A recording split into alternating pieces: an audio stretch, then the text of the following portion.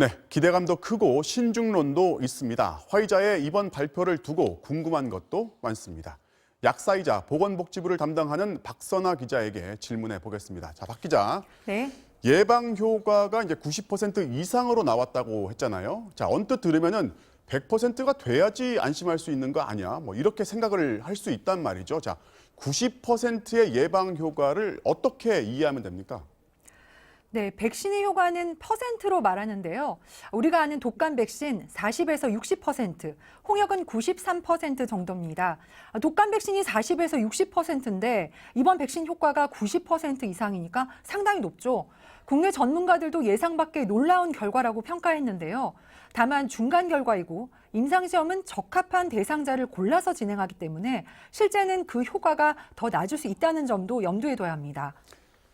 자, 또 들어보면 이제 영하 70도에서 보관해야 한다고 했거든요. 이 조건에 맞춰서 이제 운송 보관하는 게 이렇게 간단하지는 않을 것 같습니다. 네, 맞습니다. 그런데 이 백신에서는 운송, 보관, 그 온도가 매우 중요합니다. 화이자가 개발한 코로나 백신은 이른바 mRNA, 메신저 리보핵산이라는 항체 형성 유도물질을 몸 안에 직접 넣는 건데요.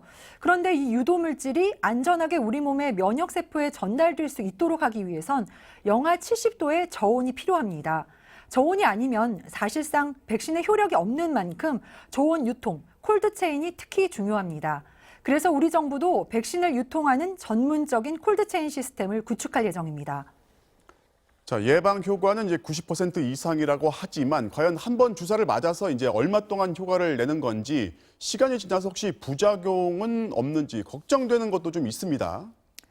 네, 맞습니다. 일단 이 화이자가 만든 코로나 백신은 2번 맞아야 합니다. 또 항체가 생겨도 면역 효과가 지속되는 기간이 중요한데 얼마나 될지는 아직 알려지진 않았습니다. 홍역이나 천연두처럼 백신의 면역력이 평생 가지 않더라도 독감 백신처럼 4개월 정도는 유지돼야 매년 맞는 걸로 예방 효과를 볼 수 있는데요. 또 아직까지 큰 문제점은 없다고 하지만 반복 접종했을 때의 이상 반응도 주목해야 합니다. 질병을 예방하려고 맞은 백신인데 이상 반응 위험이 크면 안 되거든요.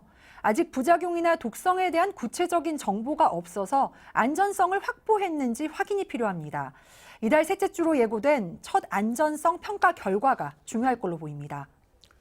자, 이 실험이 최종 성공을 해서 상용화가 된다면은 이제 우리 정부는 이제 내년 하반기부터 접종을 할 거라고 했잖아요. 자, 비용은 얼마나 들까요?